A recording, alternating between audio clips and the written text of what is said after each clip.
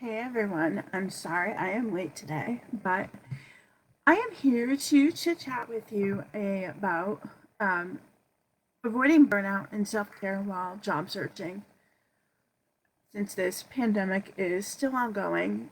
And I keep getting a lot of questions about burnout. And I find this is a really good topic, and I'm glad I'm actually getting these questions.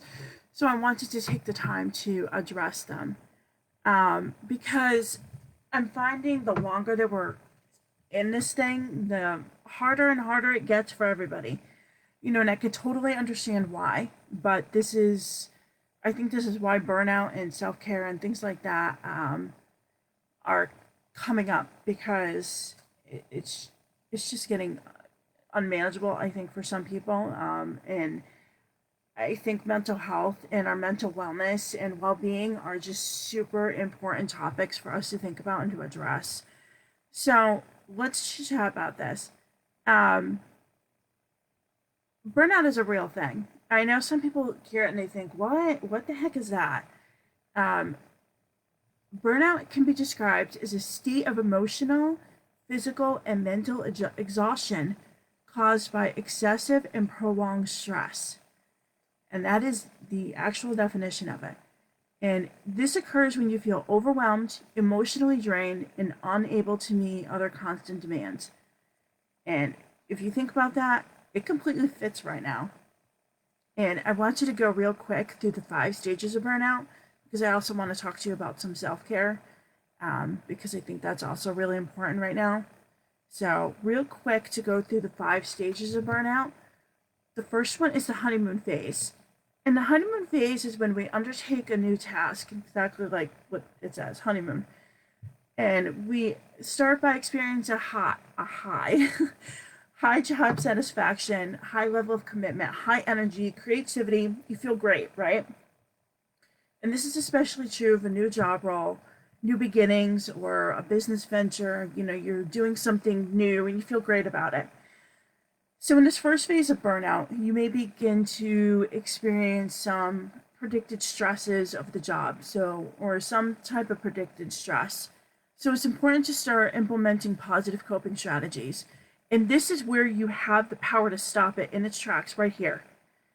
Because if you can implement some positive coping strategies like mindfulness through meditation, exercise, eating healthy, staying hydrated, yoga, whatever it might be, you could stop this in its tracks right here, right now, if you're at this stage. And then that's it, wipe it clear. And that's perfect.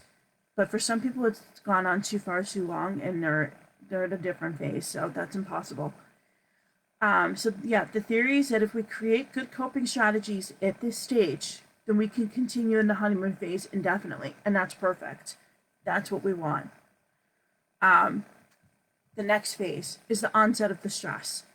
And in this second stage of burnout, it begins with an awareness, some days being more difficult than others. You can feel one day's harder, the next day's worse, one day is okay, the next day's terrible. And you may find that your optimism starts to wane, as well as others notice, some common stress symptoms. It'll affect you physically, emotionally, and mentally. So, you'll start to feel it. Um, you'll feel like your blood pressure's going up. You'll have an inability to focus. Your sleep will be affected. Things like that. Anxiety will all start to come about. The third one is chronic stress, and this is not a good place to be. This is the third stage, and chronic stress is a marked change in your stress levels. And this goes from motivation to experiencing stress on an incredibly frequent basis. And you may also experience some intense symptoms that are more than those of stage 2.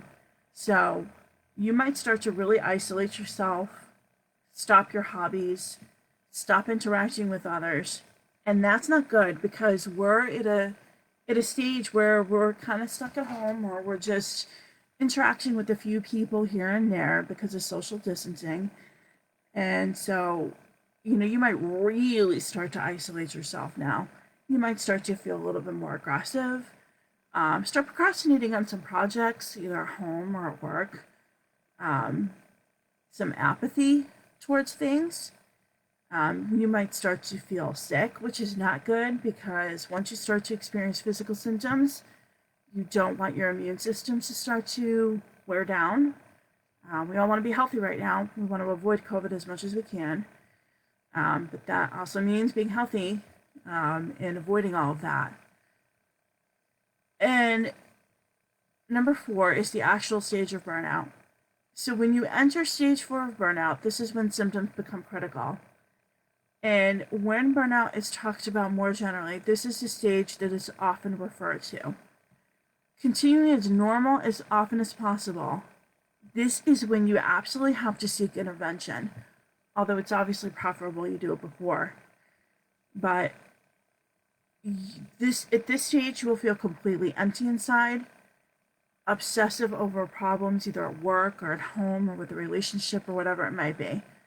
You'll experience some serious self-doubt, physical symptoms, pessimism, chronic headaches, chronic stomach problems, complete neglect of your own personal needs, and you'll feel a desire to drop out of society. It is not healthy. This is not good. This is not where you want to be. Stage 5 is habitual burnout, and this is the final stage. And this means that the symptoms of burnout are so embedded in your life, you are likely to experience a significant physical or emotional problem, as opposed to the occasional one. And this isn't good either, because this means it's so embedded in your life, it's completely taking it over. And you don't want that, because now you can't focus on what's happening. So if you're looking for a job, you absolutely cannot focus on that. You cannot devote your all. You cannot put your best foot forward. And, a potential employer cannot see who you really are, because you're either going to feel apathetic towards it, or you're just going to feel like you just need to do whatever to get it done. And that's it. You want it out of your face, right? And that's not a good feeling. And that's not the way you want to do it. That's not the way you want to handle your career. So that's not good. The best thing that you want to think about is implementing self-care regularly, especially while you're looking for a job, and especially at this time, because it gets so hard for us to focus. I'm sure you've heard so many people say, did you ever just do one thing and you're so tired? Or did you just do a couple of things for a couple of hours and you're just so exhausted? Because of the emotional stress of all of this. And it's still wearing on us, and it's not good, it's not healthy.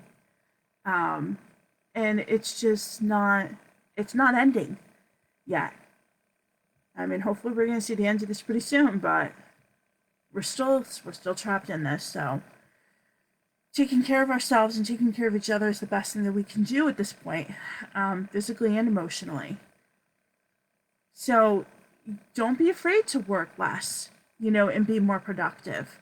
Take a few hours off if you can, or a day, a week, whatever you can do, whatever if you have vacation time. And think about your self-care routine. Think about things that you've wanted to do.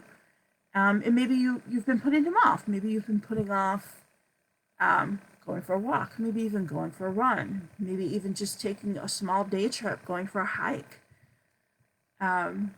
You'll feel more fulfilled and a little bit more rewarded if you do that. But so what can you do for you? Because I want you to remember that you are the one who's in control. So you can eat healthy, you can stay hydrated, you can exercise, you can practice mindfulness daily. You can reduce your stress, because if you're interacting with someone who makes you too stressed out, you can cut that out. There's ways to do it. Be assertive. Speak up for yourself and what you need and what is going to be good for you in your life.